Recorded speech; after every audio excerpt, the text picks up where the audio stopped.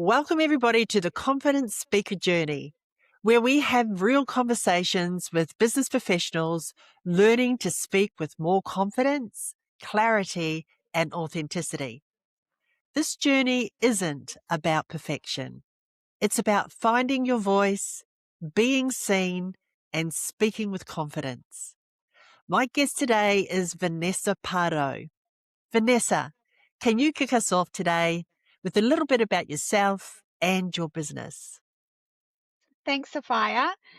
Yes, so I'm originally from Victoria, Australia, which is the southern part of Australia, but I now live in northern New South Wales. And I have recently just started my own business in the insurance industry. However, I have been in the insurance industry for over 15 years now. Excellent. And what's the name of your business and what inspired you to start your business and how did it begin? I'm an authorised representative for WFI Insurance, which is a general insurance agency. And what inspired me to start my business was to be able to work closely with people and build something that is relationship driven. So I like to build relationships with my customers. They're not just a number to me. Um, so I started my business because I wanted to work closely with people and be able to build a relationship-based business rather than customers just going through the motions. I wanted to create something where it was more about conversations and relationships rather than just transactional. Yeah, I want to double click on that. So, do you feel that's just something that naturally happened because of the person you are, or was it something that you picked up in training? I think it's a little bit of both. Naturally, I am a people person. When I'm one to one or in closed, small little groups, public Hmm. speaking, is a bit different to just being one to one or in a small group. So I find that, when I am in small groups or one to one, I am quite a personable person. And I figured out that that was one of my strong skill sets. So why not, carry that skill on to my professional life? Absolutely. And yeah, and that one to one with what you do, that one to one would be like you say, it's personable, but it gives people space to get to know you as well as you Mm, get to know them, and yes. and building those relationships is so important. Mhm. So Mhm. that's great that you recognize that very early, it sounds, on your journey. Yes. Yeah. Mm. When did you realize that apart from those one-to-ones, that it was important to speak publicly about who you are and your business?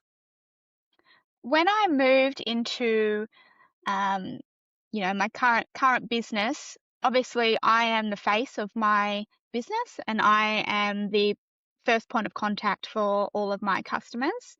So I knew that it wasn't going to just be that one-on-one relationship. I knew that I had to get myself out there to be able to, market and promote myself, but also to be able to be, a speaker in my industry and share my knowledge that I have about insurance with being in the industry for over 15 years now. And I don't know, like insurance people can can kind of, people have been labeled, haven't they, that are Hmm. insurance. Uh, what do you call yourself? Is it insurance I call broker myself or an insurance agent. agent? So, And there can be um, stigma around that, right? yes, yes. So the stigma, I guess, is in insurance and in sales, and it's also a very male culture. Especially, I work with a lot of regional Australians and farmers, so it is a Hmm. very male-driven profession, as well as obviously Yes. salespeople have a bit of a bad stigma about them as well. So true. So, yeah, that would have been quite adventurous for you to go out and do that in a male orientated field, but also to have that understanding that it's predominantly something that men do. What really motivated you to get out and do that? Like I what? think one of my biggest things is that I understand that people like trust and they like honesty. So you don't have to Mm, be this big sales personality. You can just be open and honest and reliable, and people will appreciate that. And they yeah. prefer that rather than that sales persona per se. So I like that. So come from a really grounded person in as much Yes, as who you are and how you're really stepping into service, aren't you? absolutely. Yes. Yeah. And so let's expand a bit more on public speaking. Did you have to hmm work on becoming a confident speaker, or was it something that you've always had, you naturally had it? It's definitely something that I've had to work on, and it's still a work in progress. I probably wouldn't call myself a confident speaker just yet. Um, but I can remember going back as far as school when you had to do debating, and getting up in front of the class. I absolutely hated Ye it. I would try and be sick on those days. I would try and get out of it. I just absolutely hated it, public speaking. And then, yeah, just growing up, it was always something that it never really got any better. And I think that statistic of people prefer to go to the dentist than public speaking, which they're two of the biggest fears, which I hated both, to be honest. um, Yeah. yeah, so no, it's something that I've definitely had to work on. It's not something that comes naturally to me at all. Yeah, okay. So let's go back to those memories of being at school and being very creative and finding ways how you can avoid it. And what do you feel was the biggest challenge that you had as a child to be seen and heard? And then I'm going to ask you to compare it with where you are now as an hmm adult. What is the biggest challenge to be seen and heard when you're speaking publicly? Yeah, I think because I've always perceived myself as a shy person, so I guess um, the challenge, especially when I was younger, being so shy and having to get up and speak in front of a room or in front of the class, it definitely comes across if you're not confident with yourself. And I think Mm, that was probably the biggest thing is even though for school you have to get up there, like they make you, but yeah. not being confident when you're doing it, that's that's what really changes being seen and heard. Yeah. So not being confident, what would you say is underneath not being confident? So at school, was it that your peers were going to judge you, or was it that you might mess up, or was it something else? I think it was definitely just, yeah, I might mess up. What are people gonna think? People are gonna judge me. All of those things going around through my head. Yeah. Which, yeah, I can totally relate to. Yeah. And then fast forward with the circles that you're now out there speaking in front of, has that morphed or changed, or is it the same with the I feel challenges that you like, might be feeling? yeah, I feel like the challenges are still there, but I can work through them better now.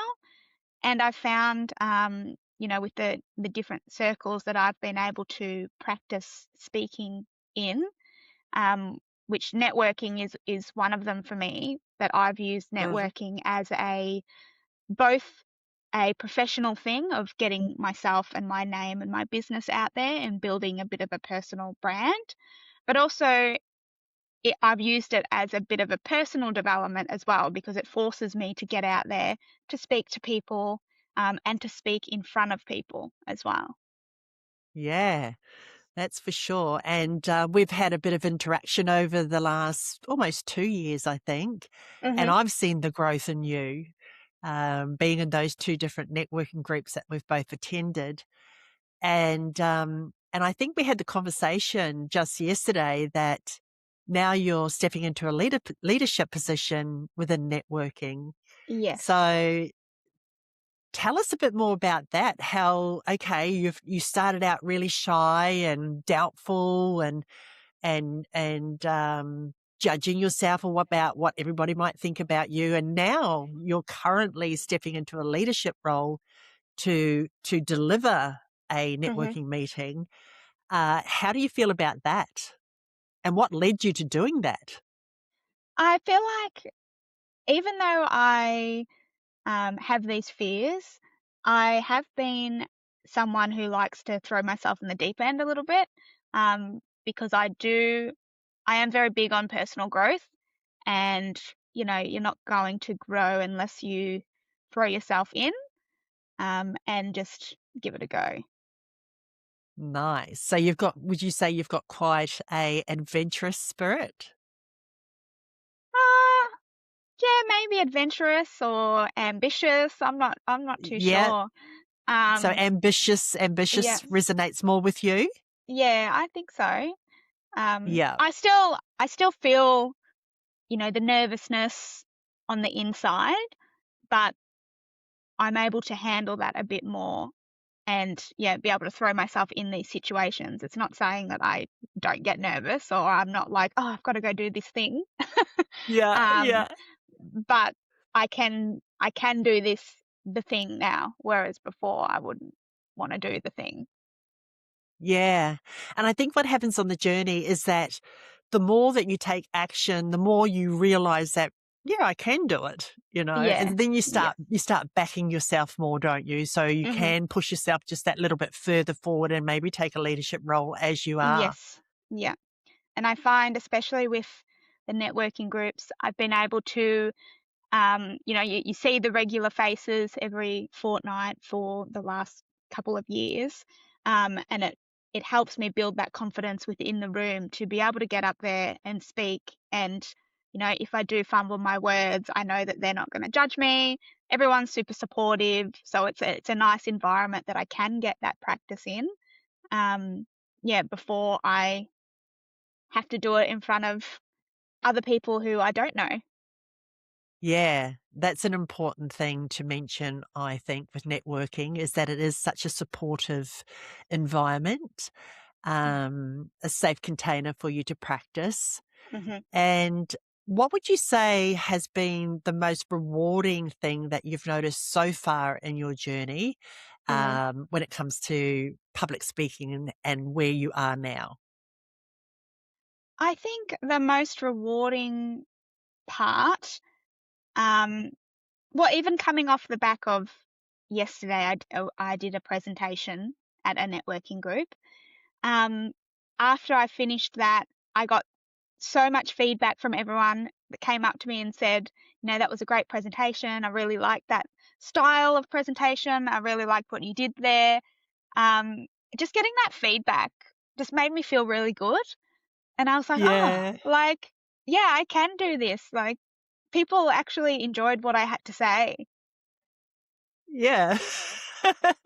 Isn't that just the way? We're so familiar with what we do and Yeah. we can take it for granted. Yes. And it's really important for your referral partners in networking groups to understand what it is that you actually do, why you do it. We all know through our training that why you do what you do is really important.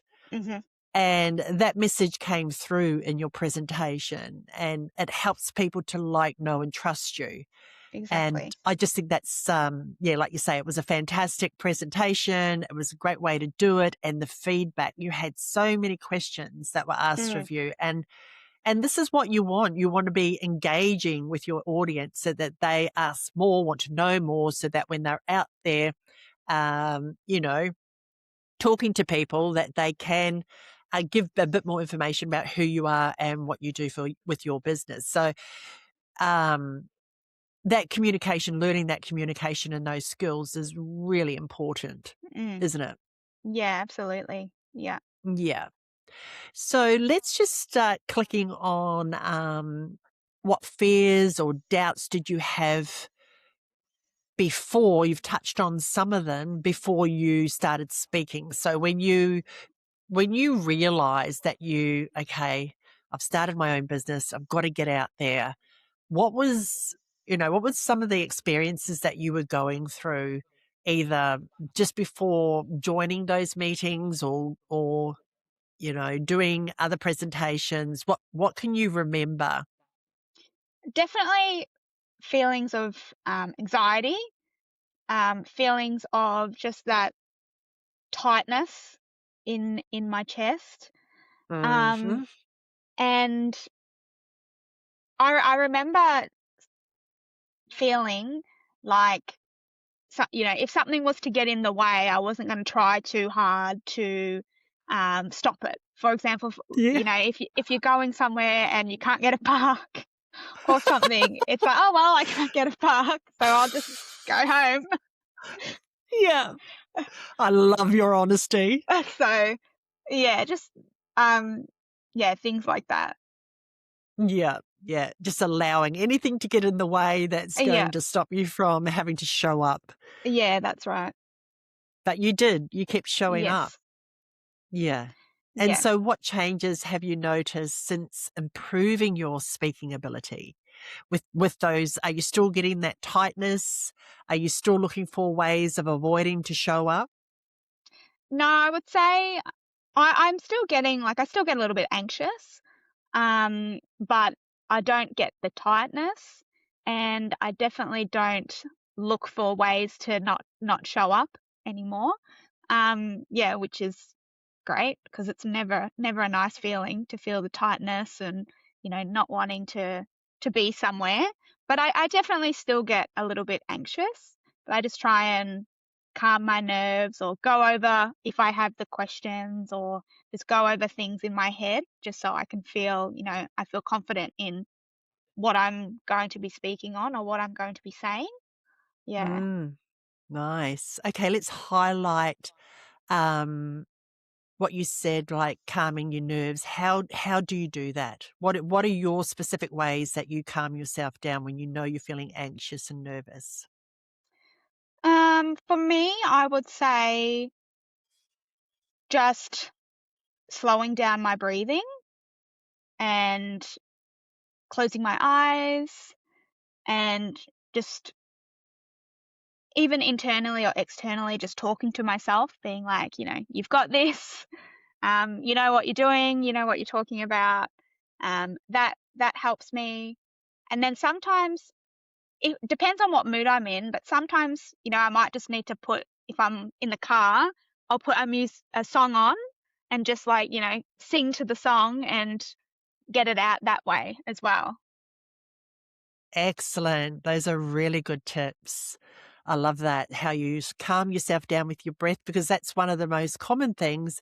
Mm, And for those who are embarking on a speaking journey, they can often overlook how powerful breathing is and mm, how it slows down. It actually soothes your nervous system, regulates the nervous mm, system, and it's so powerful. And I love mm. how you use music as well to change your Yes. state. Yeah. Yes.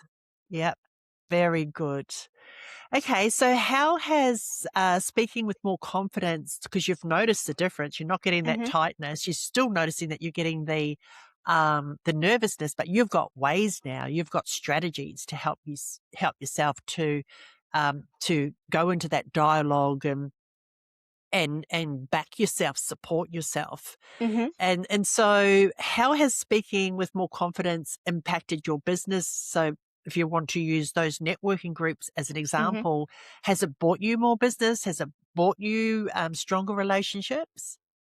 Yeah, absolutely. I feel like um, using those networking groups, for example, it's definitely um, brought in business, which is great. It's not the reason why I joined the networking groups. It's obviously Oh, it's a great bonus, but that's not why I joined them.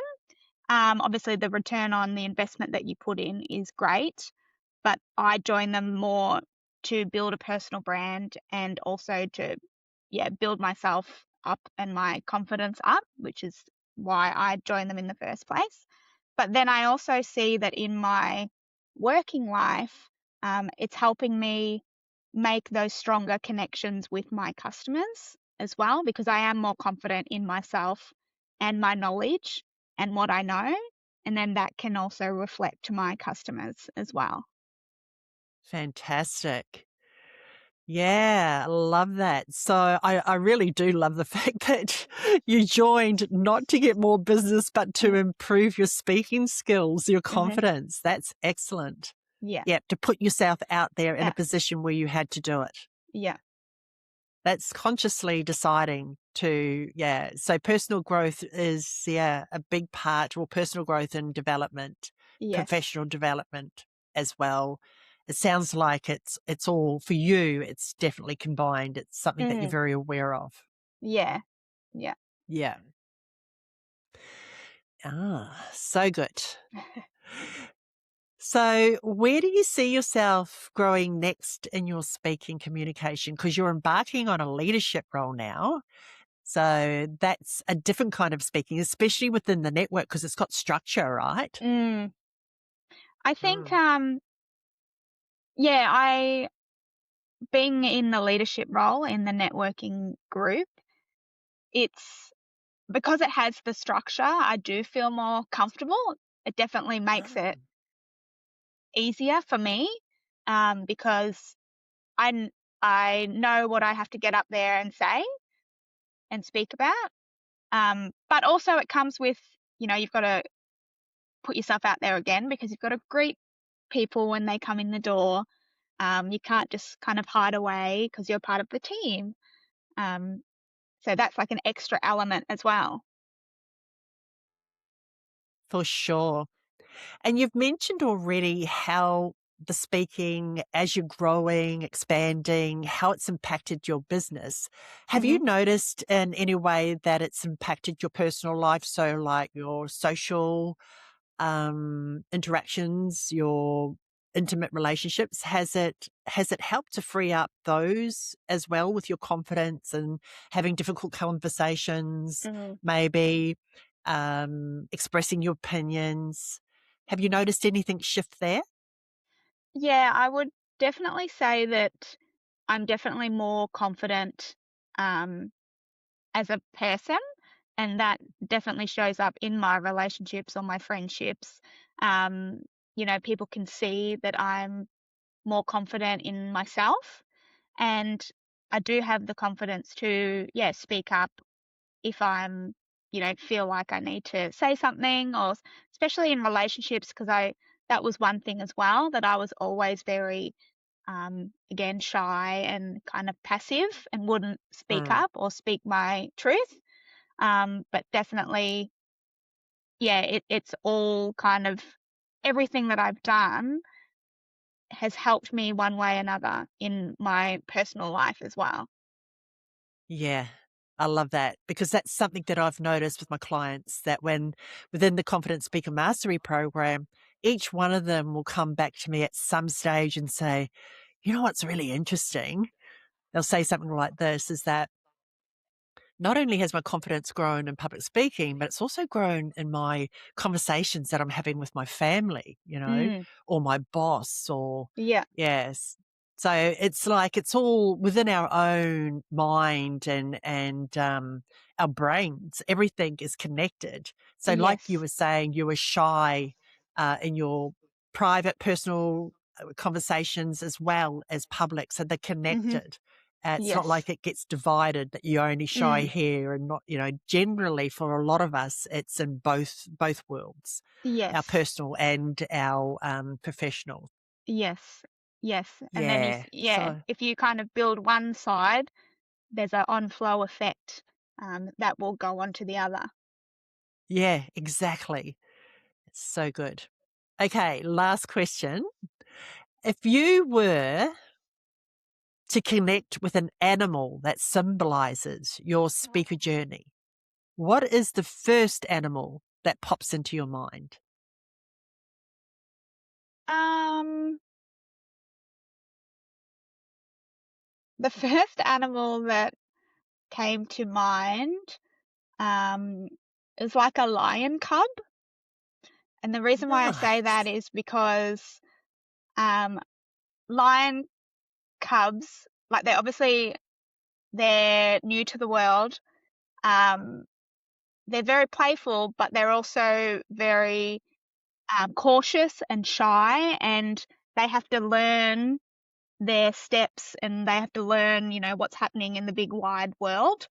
But Mhm. once they kind of grow up a little bit and they learn their place and they learn their strengths of, they're a lion, once they get that confidence in themselves, then you see like a shift in them.